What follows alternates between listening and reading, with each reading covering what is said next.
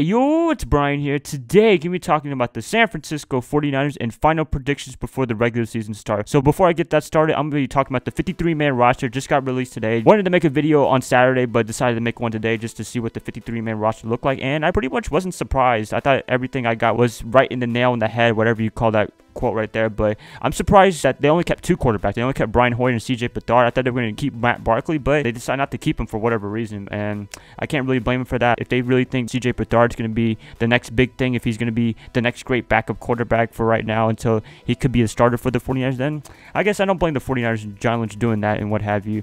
And running backs, pretty much no surprise. I pretty much picked these people to make the team. Joe Williams is on IR for, I think, an ankle injury, so he probably won't be playing for this season. I'm assuming. I don't know if he's going to be off of IR, but it's going to be a while if he wants to get off of IR. And you don't really need to play him right now. They have a lot of good talent right now. They have Carlos Hyde, Morstead, Breida. Like, what else do you have to go for? And you also have Kyle Juszczyk as the fullback, so I'm really excited to see what this backfield has to do for the 49ers this season. Wide receivers, not really any surprises. Pierre Garçon, Marquise Goodwin, everyone made the team pretty much. The only one surprise was Jeremy Curley got cut. I was really surprised when that happened. I thought he was going to stay with the team. He was the only positive thing that the 49ers had pretty much last season besides Carlos Hyde, and they decided to cut him maybe for salary cap reasons. Maybe they know something that we don't know. I think the biggest reason why they decided to cut Jeremy Curley was just because of the rookies. They think the rookies did a really good job. This preseason, they did enough to make the team, like Victor Bolden Jr., Trent Taylor, and what have you. All those guys, they did a pretty good job, and they really did. And Victor Bolden Jr., I think he's going to be a really good player for the San Francisco 49ers. I think if he can play wide receiver and punt returner, kick returner, I think he's going to be really special in the NFL in the next couple of years. I wouldn't say this season, but maybe in the next couple of years he can shine. But this is just bold predictions, early predictions. Hopefully it comes true, but I don't know. That's pretty much it. Nothing too crazy going on. Just a little bit of surprises, but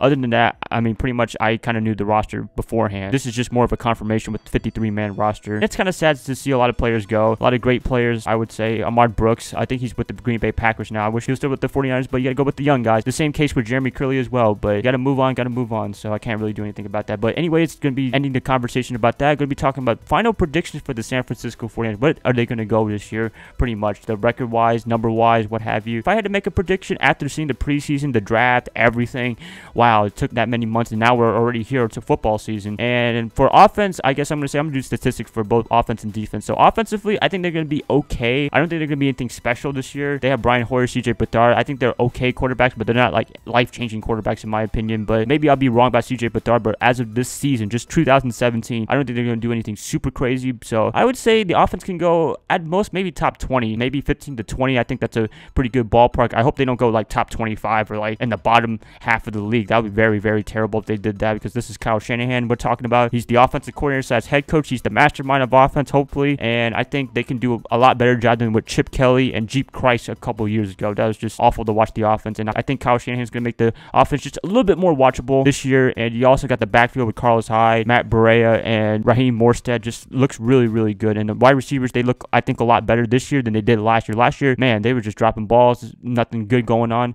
But you can blame the quarterbacks as well. Colin Kaepernick and Blaine Gabbert, they didn't really have the best season last year, but hopefully Brian Hoyer and CJ Beathard can stabilize the quarterback just a little bit. We'll see them. But the defensive side of the ball, I'm really excited to see what the defense has to do. The 4-3 scheme, Robert Saleh just looks amazing. You got Ferrari, Reuben Foster, and I think that's his nickname. A lot of people have been calling him Ferrari, but whatever. And just a little fun fact for you guys. But Reuben Foster's there, Solomon Thomas is there, Navarro Bowman. Hoping Navarro Bowman can stay healthy. That'd be fantastic if he can stay healthy. But I don't know. I can't control injuries. That's all I can say.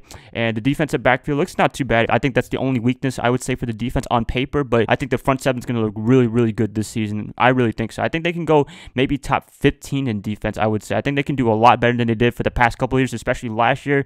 I do not want to go on a rant on last year, so I'm not going to be talking about that, but I think this year with Robert Saleh, I think the discipline he instills in the 49ers this year, I think, in my opinion, I think he's going to do a really good job for the 49ers. And overall, the culture just looks different. I think more people are more excited to play for the 49ers this year. I think they're looking more lively. They have more energy to play football with Kyle Shanahan, John Lynch, and Robert Saleh, those three leading the 49ers on the field, and hopefully they can all translate to wins. I don't know if it's going to happen this year. I really don't think so this year. I think this year is going to be a growing pain season just because it's their first year as a regime, and maybe they'll prove me wrong. Maybe they could go Jim Harbaugh style and go 13-3. That would be fantastic if that happens, but I do not see that happening. I think they're going to go maybe 5-11 or 6-10, to be honest with you. I know you guys might sound disappointed that I said that, but I have to go with the truth. I have to be as realistic as possible. I think they can go 5-11 or 6-10, and that should be an impressive feat in my opinion. I know people want to see more wins and what have you, but I don't think they're capable of that this year. I really don't think so. I think brand new roster, a lot of chemistry, and they have a pretty tough schedule, I would say. I mean, they got the Carolina Panthers first week next week, and they got 3 NFC West division opponents already. I don't know in particular order, but I think it's the Seattle Seahawks,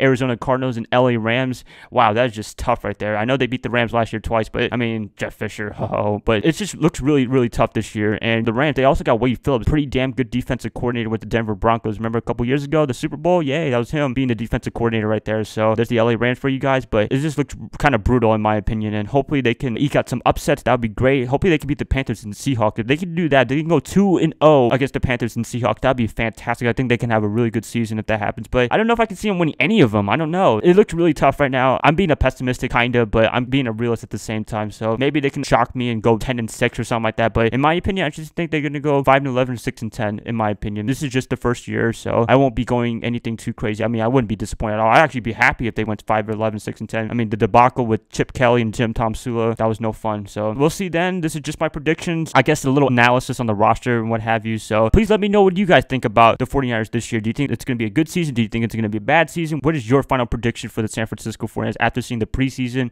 training camp, and everything? Next week is football. Let's enjoy it. So this is going to be a bumpy ride. Hopefully it's going to be a good one, but we got to see as weeks go on. So yeah, that's pretty much it. You guys, please like, subscribe, do whatever you want with this, and I should have another video out on Labor Day about the Panthers and 49ers, making a prediction for that game. So it might be a little bit surprising what I pick, but we'll see then. So I hope you guys have a nice day, nice weekend, nice whatever. I'll see you guys later. Bye guys. See you soon.